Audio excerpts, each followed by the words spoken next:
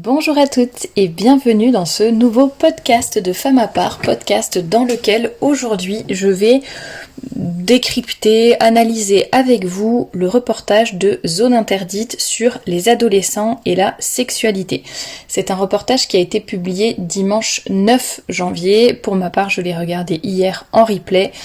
J'ai pris des notes pendant toute l'émission, c'était vraiment passionnant de voir, d'écouter plein de choses. Je vais vous en parler juste après.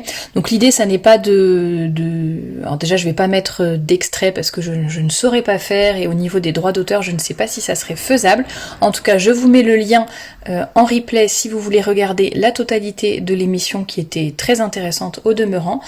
Et je crois qu'il faudra juste peut-être vous créer un compte sur Sisplay pour pouvoir regarder, mais à part, la création du compte est gratuite et l'accès est libre par la suite, donc n'hésitez pas à regarder le reportage dans son intégralité si cela vous intéresse. Juste avant de commencer mon analyse, je voulais vous rappeler que vous pouvez me soutenir très facilement en mettant un petit pouce bleu en dessous de cette vidéo si elle vous plaît, en vous abonnant à la chaîne pour ne rien manquer. N'hésitez pas à regarder en barre d'infos tous les liens vers les réseaux sociaux, pour vous inscrire à la newsletter également, acheter mon livre, regarder la collection de robes, etc. etc. Donc n'hésitez pas, je vous laisse regarder ça tranquillement. Et je vais donc commencer dans le vif du sujet. Toutes ces petites choses que j'ai repérées, qui m'ont fait tiquer, que ce soit dans, je sais pas, les policiers qui étaient interviewés, les adolescents, les parents. Beaucoup de choses ont été dites. Sans aucune pression de ma part, voilà, je vous rassure, je n'ai rien à voir avec ce reportage, mais ce qui est drôle, c'est que quand c'est moi qui le dis, quand je dis ce genre de choses, beaucoup de personnes ne me croient pas, trouvent que j'exagère, pensent que voilà, je dis un peu des propos en l'air, mais c'est un peu tiré par les cheveux, mais là, je veux dire, c'est ou les adolescents, ou les parents eux-mêmes qui disaient des choses. Et voilà, c'est pas moi, je rapporte juste leurs paroles. Alors une des premières choses, ça c'est vraiment dans les 5 premières minutes, je crois, du reportage. J'ai pas noté, j'aurais peut-être dû, mais bon, vous regarderez le replay, je n'invente rien. Donc un des adolescents ou une des adolescentes plutôt qui est interviewée et qui dit: j'aime montrer mon corps et je veux le montrer. Donc c'est toute la relation des adolescents par rapport aux réseaux sociaux, la façon dont ils appréhendent leur sexualité, dont ils apprennent certaines choses, la façon dont ils se montrent sur les réseaux, les photos qu'ils postent ou les vidéos, tout ce qu'ils s'envoient entre eux sur les différents réseaux sociaux. Donc il a beaucoup été question dans ce reportage de TikTok et de Snapchat notamment, et aussi un petit peu d'Instagram. Et donc des smartphones aussi, de l'usage des smartphones. D'ailleurs, je vous mets en barre d'infos, je vous invite vraiment à écouter ces 2 entretiens. Je vous mets le lien vers l'entretien que j'ai eu avec Marie-Alix Leroy, qui a créé sur Facebook un groupe qui s'appelle Parents unis contre le smartphone avant 15 ans. Vous allez comprendre pourquoi, vous allez apprendre plein de choses, ou prendre conscience de certaines choses. Je vous invite vraiment à l'écouter. Et je vous mets en deuxième lien l'entretien que j'ai eu avec Constance Prazel, qui est donc vice-présidente, si je me souviens bien, de l'association Stop au porno, et là vous apprendrez plein de choses également. Vraiment, je vous invite à aller écouter ces 2 entretiens si les sujets vous intéressent.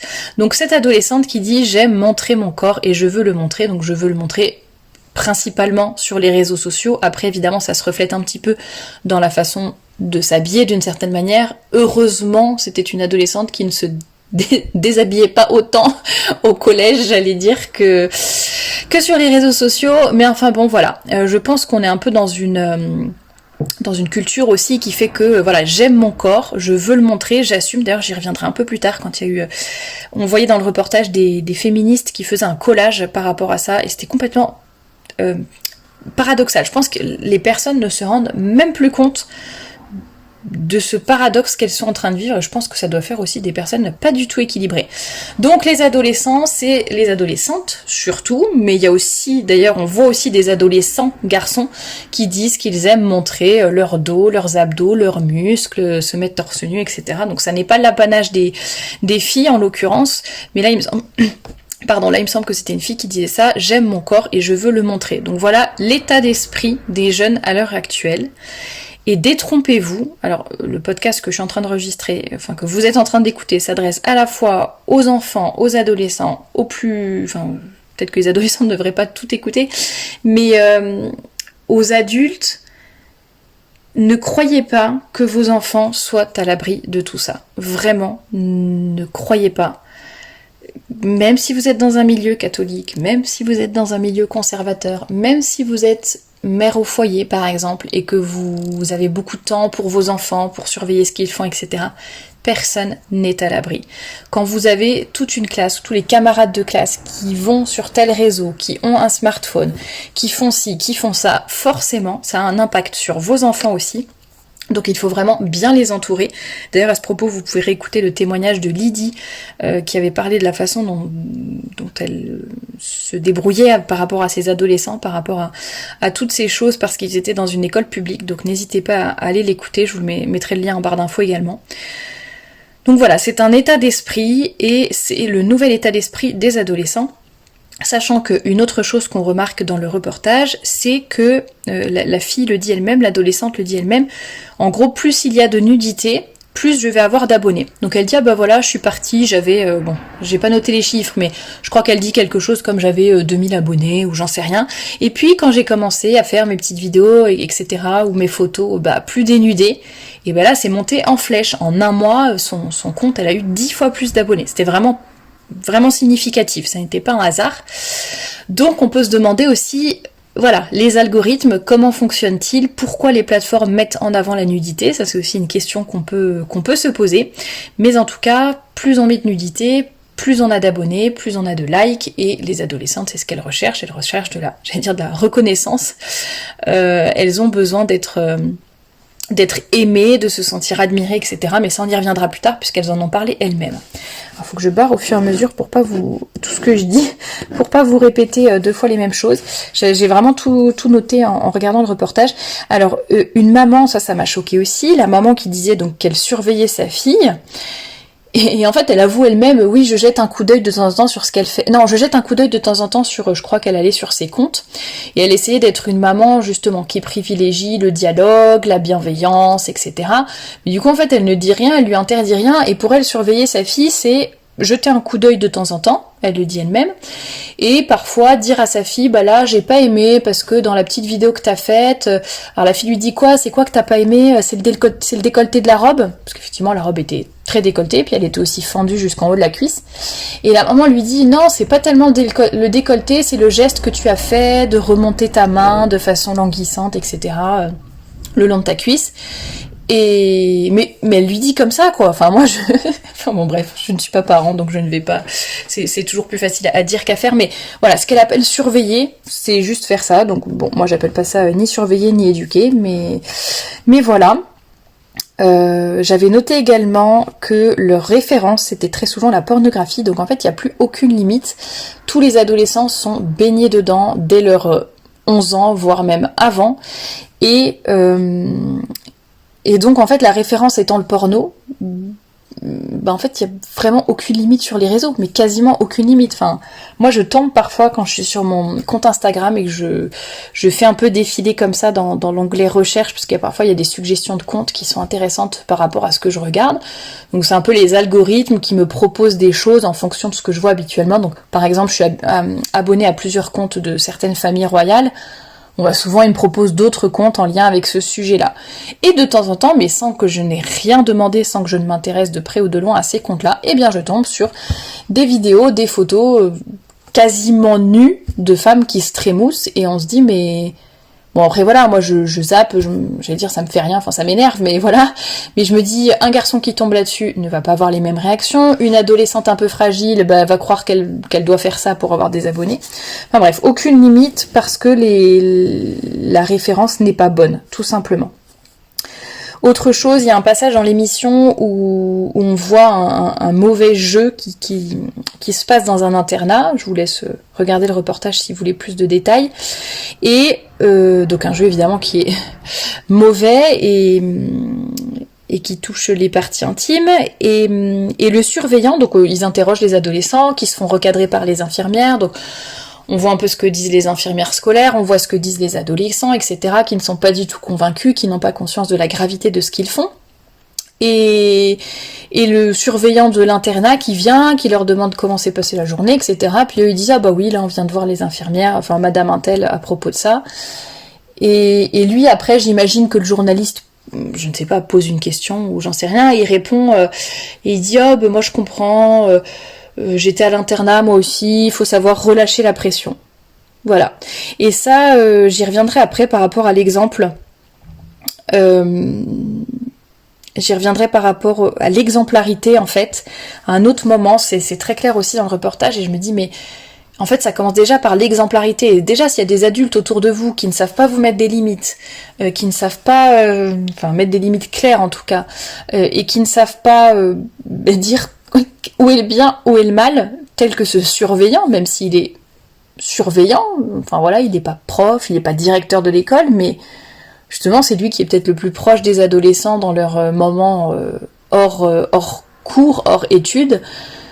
Et si lui-même leur vient presque contredire ce que disent les infirmières, c'est sûr que ça va être un petit peu compliqué. Mais donc voilà, faut relâcher la pression, et pour relâcher la pression, ça n'est pas le sport, ça n'est pas... je sais pas, il pourrait y avoir mille façons de relâcher la pression, mais non, le seul moyen de la relâcher, c'est de faire des jeux dégoûtants. Voilà, apparemment. Alors, j'avais noté aussi, c'est mentionné dans le reportage, que maintenant, il y a apparemment 3 séances d'éducation sexuelle qui sont obligatoires par an, du CP à la terminale. Alors, dans le reportage, ils disent que concrètement, tous les établissements ne font pas ça, mais en tout cas, la loi est telle que c'est 3 séances par an, du CP à la terminale. Je répète, 3 séances par an à partir du CP. Voilà, donc faites attention à ce que l'on dit à vos enfants et à ce qu'on leur fait faire. Ensuite, qu'est-ce que j'avais noté? Principe des réseaux. Ah voilà, un adolescent justement qui disait le principe des réseaux, c'est de se mettre en valeur et de montrer ce que l'autre veut voir. C'est pas moi qui le dis, c'est l'adolescent, je crois que c'était le jeune homme qui le disait à ce moment-là. Donc le principe des réseaux, c'est de se mettre en valeur et de montrer ce que l'autre veut voir. Et ce que l'algorithme veut bien mettre en avant aussi. Donc voilà comment réfléchissent les adolescents à tous ces sujets-là. Pour vous montrer aussi, alors pareil, j'essaie... Quand je vous dis que je mets des liens en barre d'infos, si je ne le fais pas, parce qu'entre le moment où j'enregistre, le moment où je fais le montage et le moment où je mets la vidéo en ligne, il s'écoule parfois quelques temps et j'oublie les liens dont j'ai parlé. Donc si vous voyez que je ne le mets pas, n'hésitez pas à le réclamer en commentaire. Mais je vous mettrai le lien d'un podcast que j'ai fait récemment, que vous avez peut-être écouté sur les réseaux sociaux, les femmes et les réseaux sociaux. Pareil, sujet passionnant, vous aviez été nombreux à réagir. Mais vous voyez, c'est exactement ça. Là, ça n'est pas le propre de l'adolescence, c'est le principe des réseaux sociaux. C'est se mettre en valeur déjà, et ensuite montrer aux autres, et montrer ce que les autres veulent voir, ce que les autres attendent, ce que les autres réclament. Ce qui va faire que vous allez vous sentir utile, entre guillemets, entre 1000 guillemets, mais ça va être votre sentiment en tout cas. Vous allez vous sentir utile, vous allez vous sentir aimé, vous allez vous sentir admiré, vous allez sentir que vous êtes important. Donc voilà, c'est intéressant que les adolescents en aient déjà conscience et qu'ils jouent de ça largement. Enfin, je veux dire, c'est pas... Faut arrêter de penser qu'ils sont innocents ou quoi que ce soit. Quand est-ce que j'en avais parlé? C'était dans une chronique d'actu ou un podcast où on voyait une fille qui était complètement... justement, c'était un peu le sujet aussi, qui était complètement choquée de savoir que des vidéos ou des photos qu'elle avait publiées sur Instagram étaient utilisées sur un site porno. Et je m'étais dit, j'en avais déjà discuté avec vous à cette époque-là, mais comment peut-on être naïve au point de ne pas se rendre compte que nos comportements, ce qu'on poste, etc., va alimenter certaines choses parce que parce qu'en fait on se met dans un certain paradigme, j'allais dire, et je pense d'ailleurs que, j'en sais rien, on peut pas juger des intentions des personnes, mais faut vraiment être très très très très très naïf pour ne pas avoir conscience de ce que l'on fait. Alors ne pas penser aux conséquences, ça c'est une chose, mais ne pas avoir conscience, par exemple une fille qui se trémousse à moitié nue devant sa caméra, et d'ailleurs toutes celles qu'on a vues dans le reportage, en petite tenue devant leur caméra à 14 ans et ultra maquillées, peut-être qu'elle ne pense pas aux conséquences dans le sens, tiens, par rapport, ça peut être utilisé sur d'autres sites, à mon insu, etc. Bon, ça, à la limite, qu'elle ne se rende pas compte. Mais par contre, elle se rend très bien compte de la connotation de ce qu'elle fait. Ça n'est pas du tout une danse, une position innocente. Ça, elles le savent très bien. Elles en ont conscience. Elles en jouent. Elles savent que la nudité, ça n'est pas anodin. Et elles le font quand même. Donc, bon, la naïveté... ça va à 2 secondes. Autre moment rigolo rigolo, moi ça me fait rire dans l'émission. On voit un moment Amnesty International qui est devant un lycée ou un collège et qui présente justement toutes les un peu les minorités, enfin pour parler des minorités et voilà, les mettre en avant, casser les tabous, qu'il n'y ait pas d'homophobie ni quoi que ce soit. Bon. Et à un moment, je sais pas si c'est sur une affiche ou sur un des documents qui est mis à disposition des lycéens. Et puis on voit sur une table, quoi, il y a plein de documents, plein de choses, et puis il y a 2 ou 3 personnes d'Amnesty International qui sont là, puis il y a un adolescent qui prend je sais plus, une affiche ou quelque chose, un des supports qui est là, et qui dit « Ah, au fait, ça veut dire quoi LGBTQQIAA+. Ça doit être marqué quelque part sur la brochure. » Et le gars d'Amnesty International qui en plus explique, quoi, qui dit pourquoi c'est fait. Puis après il dit voilà, parce qu'en fait les minorités, il y en a, on distingue à peu près 17, il a dit 17, 17, il a peut-être pas employé le mot genre, je ne sais plus s'il a dit minorité ou s'il a dit genre, mais je crois que voilà, on distingue à peu près 17 orientations possibles, et donc voilà, on essaye de toutes les représenter, blablabla, scrogneux, et je ne m'étends pas plus sur le sujet, mais j'ai trouvé ça drôle que ce lobby, on ajoute une lettre, un chiffre, ou je ne sais quoi à chaque fois, donc là c'est vraiment apparemment la dénomination officielle maintenant c'est LGBTQQIAA+. Voilà, vous le saurez. Je suis ravie de vous avoir appris quelque chose d'aussi passionnant aujourd'hui dans ce podcast. Alors, ah oui, ça c'est drôle. À un moment, on suit c'est drôle. C'est déprimant. Mais c'est très intéressant. On suit des adolescents qui, pour ouvrir le sujet de la sexualité et de la tolérance, etc. Il y a une projection qui est organisée, je crois que là pour le coup c'est des lycéens, mais qui sont quand même assez jeunes, une projection du film Jumbo ou Jumbo, je ne sais plus.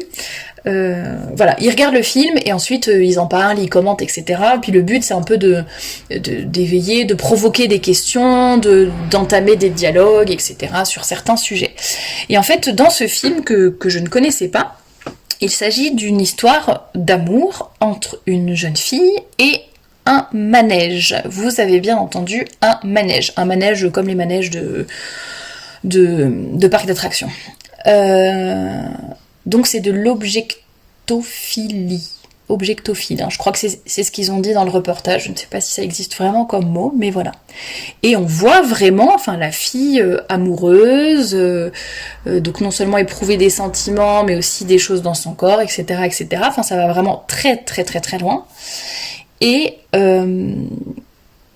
la réalisatrice, je crois, qui était dans la salle aussi pour répondre aux questions, explique un petit peu pourquoi elle a fait ce film, et notamment une de ses explications, c'est de dire, je trouvais ça sympa l'idée de prendre quelqu'un qui est considéré comme fou, et d'ensuite décrire cette personne et ses actions comme quelque chose de banal.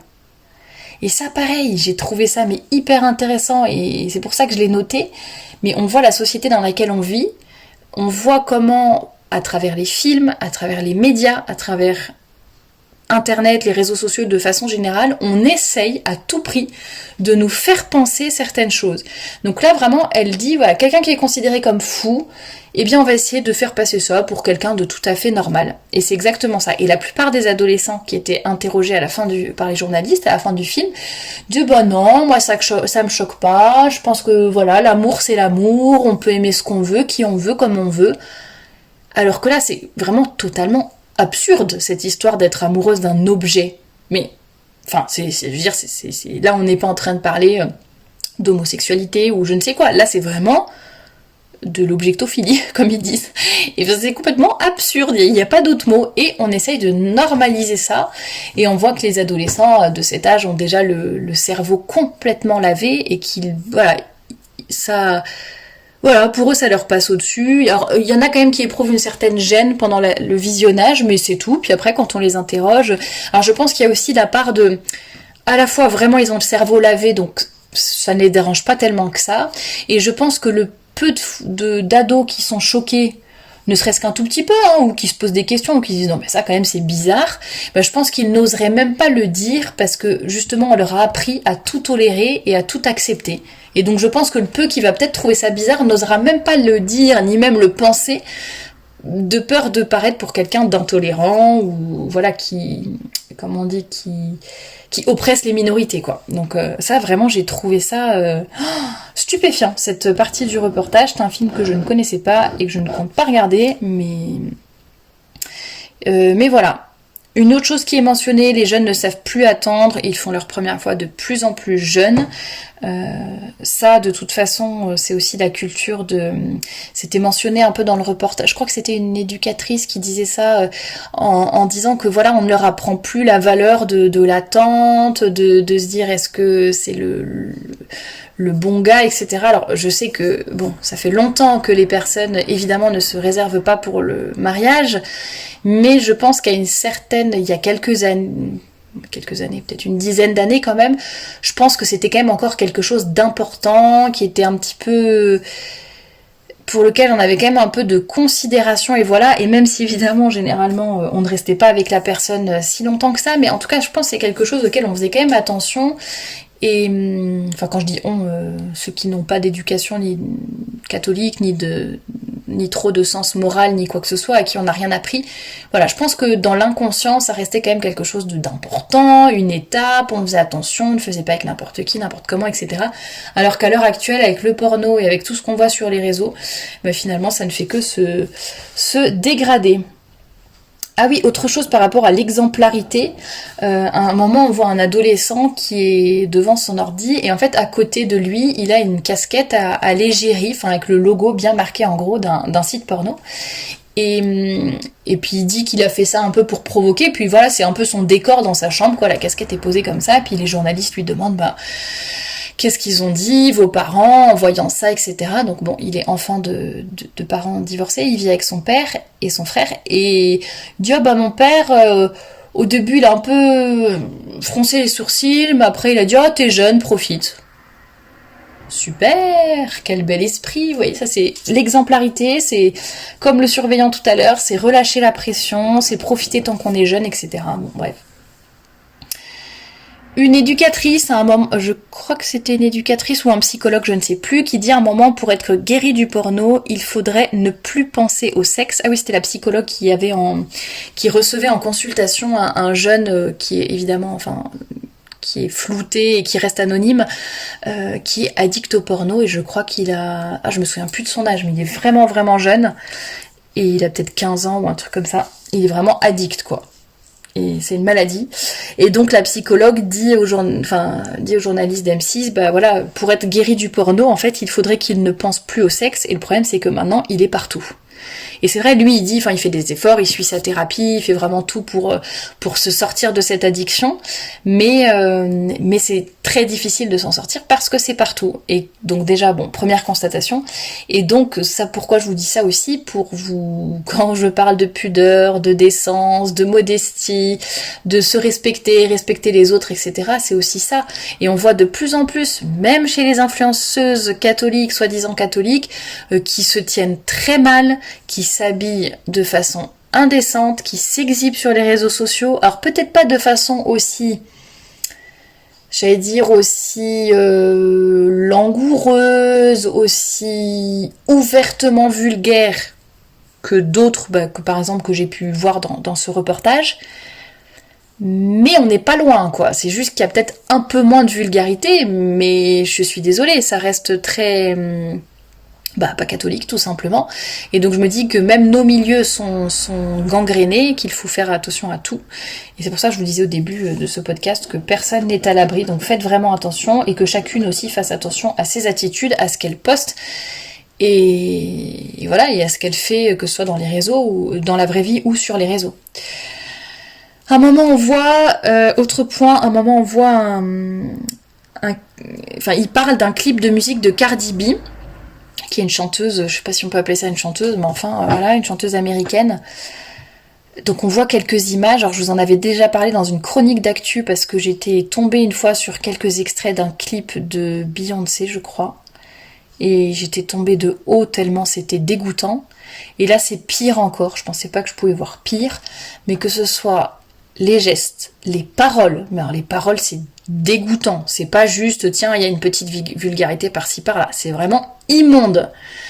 Les gestes, enfin tout, la mise en... tout, il y a rien qui va. Et eux-mêmes dans le reportage ont quand même le bon sens de dire que voilà, tous les jeunes baignent là-dedans, voient ça à longueur de temps, et forcément quand on a ça comme exemple, ben voilà. Et ils disent qu'en fait justement il y a une danse qui est inspirée de ce clip, qui est la danse complètement obscène que fait Cardi B, et c'est la mode sur les réseaux sociaux, notamment TikTok, d'essayer de reproduire cette danse. Il y a même des tutoriels qui sont faits pour apprendre à faire cette danse, je sais pas si on peut appeler ça cette danse, enfin ces espèces de mouvements obscènes. Et d'ailleurs la plateforme TikTok a interdit, enfin banni systématiquement, bloque systématiquement les comptes de personnes qui ont moins de 18 ans et qui publient ce genre de danse en fait, qui relèvent ce défi. Bref, donc tout ça pour vous dire qu'évidemment il y a une influence. Autant pareil, alors à une époque, je pense que ça a toujours existé, les clips de musique, évidemment on voit des filles qui sont dénudées, ou on voit des filles qui dansent d'une certaine façon, etc. Voilà, ça je pense que ça existe depuis très longtemps. Mais là ce qui m'a choqué dans ce clip, c'est que là on dépasse, on va encore plus loin dans l'obscène, le dégoûtant, c'est même pas intéressant d'un point de vue musical, et là, bon bref, on s'enfonce et on a que ce qu'on mérite par la suite. Et quand je dis on a que ce qu'on mérite, je ne dis pas, parce qu'il y en a après qui vont dire que je soutiens le viol, ou le viol des femmes, ou que les femmes qui se sont violées le méritent, ni quoi que ce soit. Quand je dis on a ce qu'on mérite, c'est de façon beaucoup plus générale sur la société. Dans le sens où on a les dirigeants qu'on mérite, on a l'ambiance et les mœurs qu'on mérite d'un certain côté. Si on tolère et qu'on laisse faire ce genre de choses, bien, il n'y a plus à s'étonner de rien. Une fille qui a été victime, alors ça ils en ont beaucoup parlé dans le reportage, les filles qui sont victimes qui envoient des photos d'elles nues ou en lingerie à leurs soi-disant copains, mais qu'elles n'ont d'ailleurs, soit leurs vrais copains, dans la vraie vie qu'elles ont rencontrés, soit des hommes avec qui elles parlent uniquement sur les réseaux sociaux, donc en plus on ne sait pas qui est derrière. Il y a plusieurs choses qui existent, il y a ceux qui, c'est des faux comptes, et après, une fois qu'ils ont les photos, ils font du chantage pour extorquer de l'argent en disant si tu ne me donnes pas, 150 €, je diffuse ta photo ou je la mets sur des sites porno, je ne sais quoi. Il y a les ruptures amoureuses qui font que pour se venger, je publie les photos que tu m'avais envoyées, etc., etc. Bon, il y a une fille qui est victime de ça, donc ces photos circulent partout, ça lui fait une réputation horrible. Elle, je crois qu'elle a changé de lycée.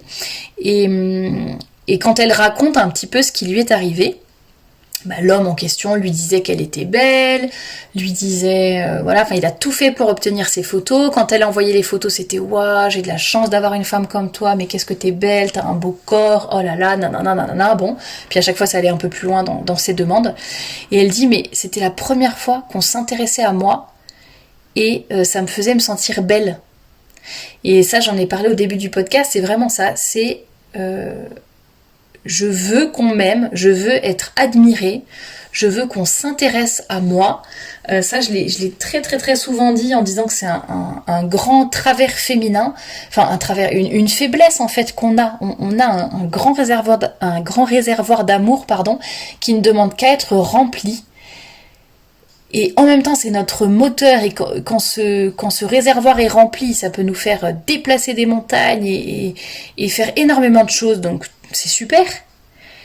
Mais ça a une grande limite, c'est que ça peut aussi nous faire n'importe quoi, et ça peut nous faire sentir en insécurité, ça peut nous provoquer beaucoup de manque de confiance en nous quand on n'a pas ces compliments, ces regards, etc. Ça peut aussi nous rendre vaniteuses, nous rendre superficielles, nous pousser justement à nous dévêtir ou autre pour attirer l'attention, parce qu'on a envie de se sentir aimé et admiré, parce que sinon on se sent mal. C'est exactement ça. Et là, cette adolescente le disait elle-même, c'est la première fois qu'on s'intéressait à moi, et c'est la première fois que je me sentais belle, quoi. C'est comme celle qui disait, j'aime mon corps, je veux le montrer. C'est exactement ça. Je veux assumer comme ça. Ah oui, on voyait des féministes, je voulais vous en parler, qui faisaient un collage. Vous savez, les collages qu'on voit souvent dans les rues de Paris, là, avec sur les féminicides, par exemple. Et là, elle faisait un collage, alors c'était pour dénoncer justement les nudes, donc le fait d'envoyer des photos de soi nue ou en lingerie à d'autres, et elle disait les victimes n'ont rien à se reprocher, et leur collage c'était mes nudes, mon corps, mon choix. Donc vous voyez, on en revient encore là. Et le paradoxe dont je vous parlais au début du podcast, c'est que c'est vraiment... Encore une fois, c'est je fais ce que je veux, quand je veux, j'exhibe mon corps, si je veux être nue, si je veux être dans des positions langoureuses ou pires, ou je ne sais quoi, ou obscènes, c'est mon corps, c'est mon choix, et je n'ai aucune responsabilité à avoir. Alors je ne dis pas que les filles qui se sont fait avoir sur les réseaux, les filles qui avaient envoyé ça en privé, puis finalement ça se retrouve sur la place publique et je ne sais pas quoi. Il y a 1000 situations différentes, voilà, donc on est d'accord. Le but ici n'est pas de dire c'est leur faute, c'est elles qui sont bêtes. Bon, elles sont bêtes aussi, mais le but c'est de dire on ne peut pas toujours dans la vie se dire je fais ce que je veux quand je veux et je n'ai aucune responsabilité à avoir.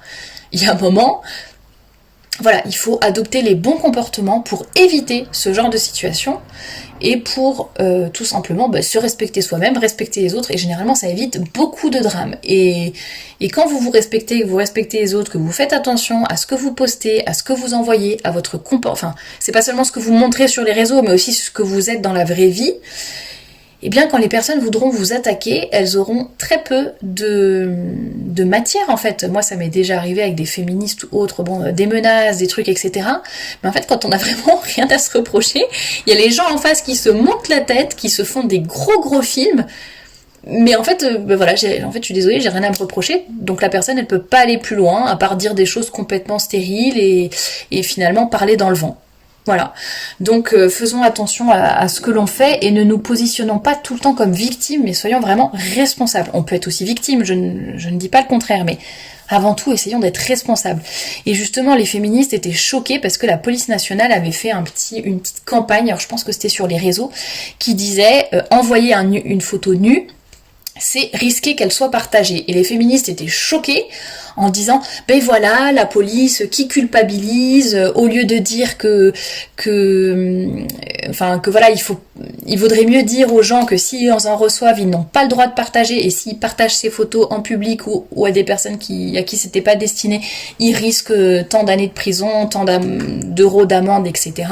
En gros, voilà, faut communiquer sur attention si vous utilisez ces photos, alors que là, moi je trouve ça très bien aussi de dire attention à ce que t'envoies, attention à ce que tu fais sur les réseaux, il y a des conséquences. Ça veut pas dire que ça va être la faute de ces filles-là si les photos sont diffusées, ça veut simplement dire faites attention à ce que vous faites sur les réseaux, c'est tout.